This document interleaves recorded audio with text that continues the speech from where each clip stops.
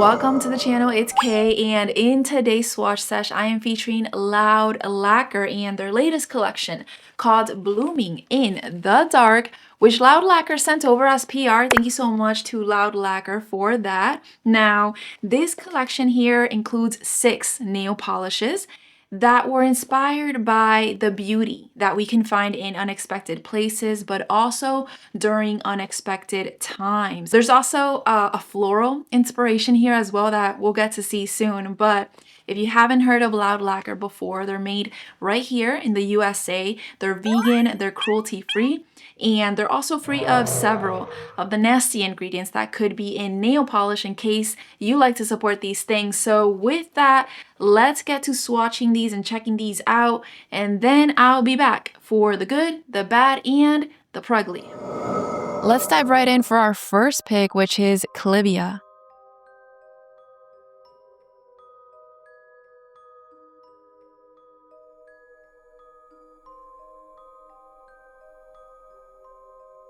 So as I was saying in the intro, the floral theme is very present throughout this collection, and Clivia is a plant that blooms in odd circumstances. It blooms in the shadows, not necessarily needing the spotlight in order to shine to its fullest extent. What you're seeing is a jelly base in a forest green color that is perfectly seasoned with flakies that throw off these greens, golds, oranges, red, and fuchsia colors. You can definitely see how pretty that fuchsia color is coming through with the oranges and the reds and the golds making their appearance as I move my nail around. I do think this is one of the most vibrant color shifts out of all of the polishes in this collection, probably because that green is creating some really good contrast.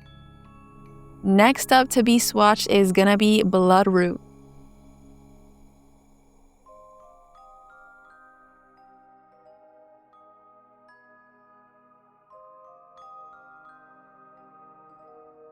This particular plant gets its name due to the color of its sap. It's actually a little bit disturbing how similar it is to a true blood color. However, this polish is more of a rusty terracotta crelly with scattered hollow and flakies that shift through greens, golds, oranges, reds, and even fuchsia colors. This is definitely a very classic autumn color that I'm sure many fall mani lovers will want to reach for this season. Take a look at my end result here. I do love the hollow touch. It's very subtle, but hey, any amount of rainbow is appreciated. Keep in mind, these polishes do dry down matte, and I think Bloodroot looks great mattified. However, it is going to be a trade-off since you're going to lose some intensity of the rainbow pops and also the color shift of those flakies.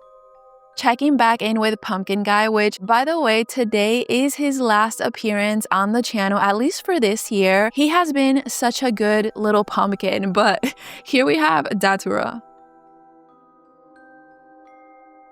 I do love the message of Datura. The brand notes that it's dark yet radiant, and it speaks to transforming and the strength to open even when there's a lack of light, being that Datura is a night blooming flower. So here we start off with a deep plum colored base that was seasoned with linear hollow and micro flakes that shift between fuchsia, red, orange, and gold.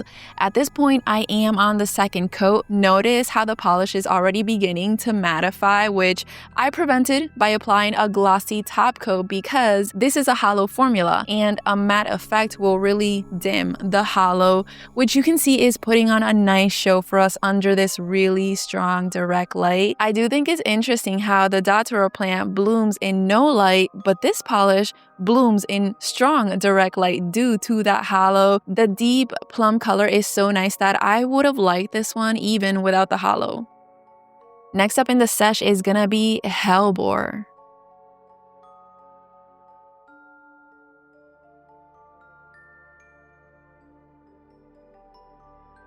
Apparently, Hellebore plants are very persistent because they bloom in cold temperatures. So it kind of seems like this plant manages to overcome obstacles. And as you can see, we have a very vibrant color here, and it is described as a chartreuse jelly with aurora flakes that shift between violets, pinks, blues, and reds. Even though this polish is a jelly, it certainly has some nice opacity to it. The sheerness isn't what I typically associate with jelly finishes, and since it does require a second coat, you do end up with more of a crelly looking end result. I didn't love how this one looked in its natural matte state, but I still let it be just so that you can see both the glossy and matte versions. With just a couple more polishes to go, here we have Hemlock.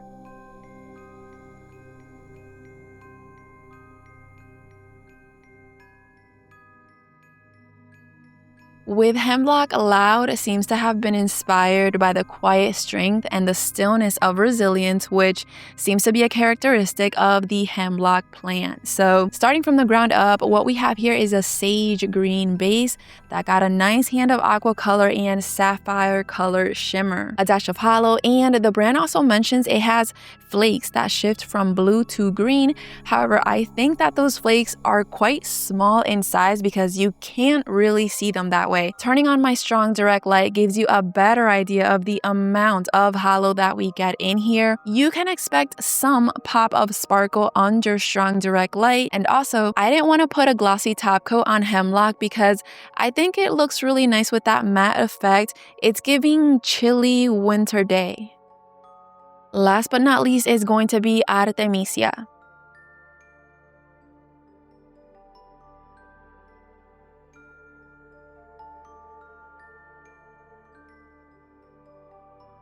This particular plant apparently has ties to ritual and dreams.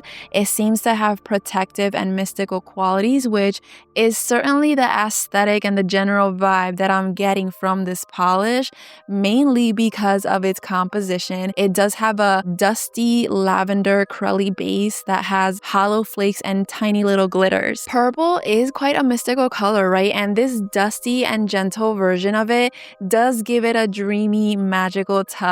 And here we have the final look. You can see the nice sprinkling of those rainbow elements as I move the nail around.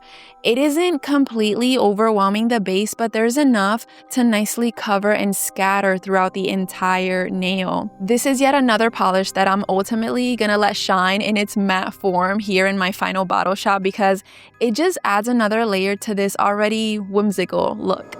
Who else feels like they learned something about flowers? Because I feel like I did.